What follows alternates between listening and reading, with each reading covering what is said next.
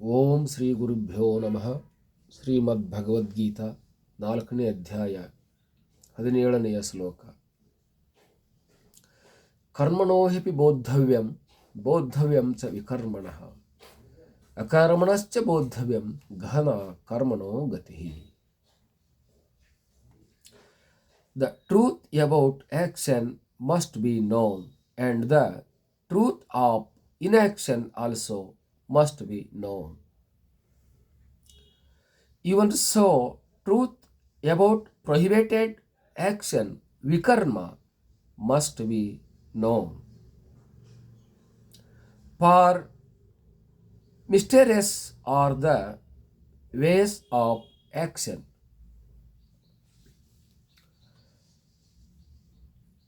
ಏನಂತಂದರೆ, ವೇದ ವಿಹಿತವಾದ ಕರ್ಮ ಮತ್ತು ವೇದ ನಿಷಿದ್ಧವಾದ ಕರ್ಮ ಮತ್ತು ಅಕರ್ಮ ಅಂತ 3 ರೀತಿಯಾಗಿರುವಂಥ ಕರ್ಮಗಳು ಇವೆ. ಈ ವಿಷಯದಲ್ಲಿ ತಿಳಿಯಬೇಕಾಗಿರುವಂಥದ್ದು ಇದೆ. ಇದು ಗಹನ ಕರ್ಮನೋ ಗತಿ. ಇದನ್ನು ಭಗವಂತ ಹೇಳ್ತಾ ಇದ್ದಾನೆ. ಇದು ಬಹಳ ಕ್ಲಿಷ್ಟಕರವಾಗಿರುವಂಥ ವಿಚಾರ. ಇದನ್ನು ತಿಳಿಯುವುದು, ಇದನ್ನು ಮುಂದುವರಿಸಿಕೊಂಡು ಹೋಗುವುದು ಕಷ್ಟಕರವಾಗಿರುವಂಥದ್ದು. ಆದ್ದರಿಂದಲೇ ಭಗವಂತ ಹಿಂದಿನ ಶ್ಲೋಕದಲ್ಲಿ ಕವಿಗಳು ಕೂಡ ಕವಿಯೋಪ್ಯತ್ರ ಮೋಹಿತಾಃ ಅಂತ ಹೇಳಿದ್ದಾರೆ. ಜ್ಞಾನಿಗಳು ಕೂಡ ಈ ವಿಷಯದಲ್ಲಿ ಸಂದಿಗ್ಧರಾಗಿದ್ದಾರೆ.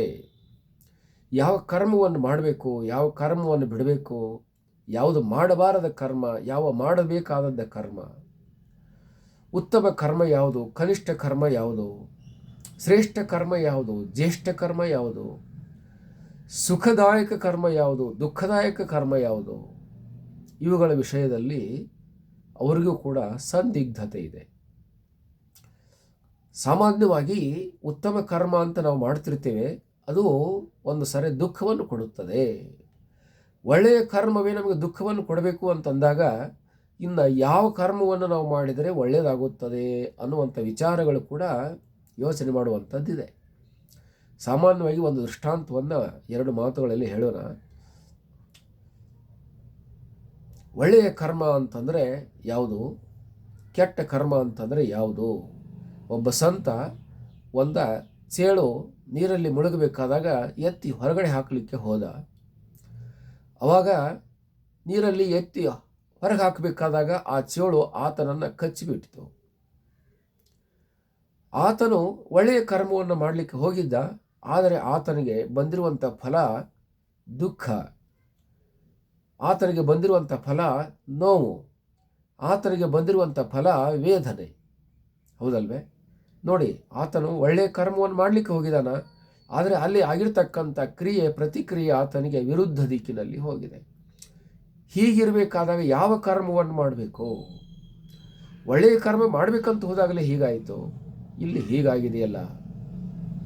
ಹೀಗಿರಬೇಕಾದಾಗ ಯಾವ ಕರ್ಮವನ್ನು ಮಾಡಬೇಕು, ಯಾವ ಕರ್ಮವನ್ನು ಬಿಡಬೇಕು ಅಂತ ಇಲ್ಲಿ ಸಂದಿಗ್ಧರಾಗಿದ್ದಾರೆ. ಆದ್ದರಿಂದ ಗಹನ ಕರ್ಮನೋ ಗತಿ ಅನ್ನುವಂಥ ವಿಚಾರ ಇಲ್ಲಿ ಮುಖ್ಯವಾಗಿರುವಂಥದ್ದು.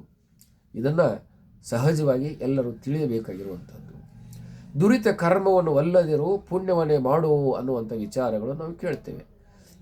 ಕೆಟ್ಟ ಕರ್ಮಗಳನ್ನು ಮಾಡಬೇಡ, ಒಳ್ಳೆಯ ಕರ್ಮಗಳನ್ನು ಮಾಡು. ಹೌದಲ್ವೇ? ವೇದ ವಿಹಿತವಾದ ಕರ್ಮವನ್ನು ಮಾಡು, ವೇದ ನಿಷಿದ್ಧವಾದ ಕರ್ಮವನ್ನು ಮಾಡಬೇಡ ಅನ್ನುವಂಥದ್ದು ಜನಸಾಮಾನ್ಯವಾಗಿರುವಂಥ ವಿಚಾರ.